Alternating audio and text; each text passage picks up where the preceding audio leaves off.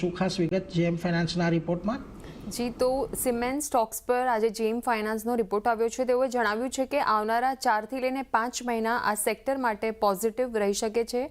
Channel ચેકની વાત કરીએ તો અહીંયા સિમેન્ટના ભાવમાં પ્રતિ બેગ 10 થી લઈને 20 રૂપિયાનો વધારો દર્શાવે છે અને સંક્રાંત પછી ભાવ વધારાનો જે બીજો રાઉન્ડ જોવા મળી શકે છે એ આશરે 10 થી લઈને 15 રૂપિયા પ્રતિ બેગમાં ભાવ વધારો જોવા મળી શકે છે. જે Q3 આપણને જે ભાવ ઘટતા જોવા મળ્યા હતા તેની સામે સેટ ઓફ થતો જોવા મળી શકે છે.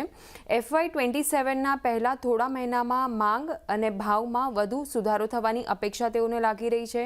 Q3 FY26માં એબિટા પર tonne quarter on quarter basis પર 60 થી લઈને 65નો ઘટાડો જોવા મળી શકે છે.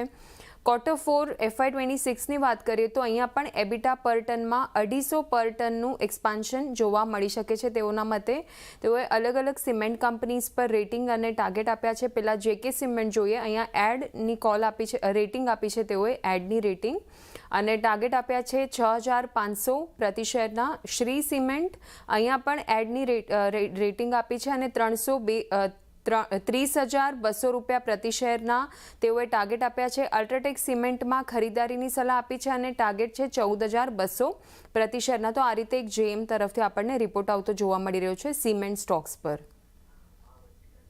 જી, આભાર.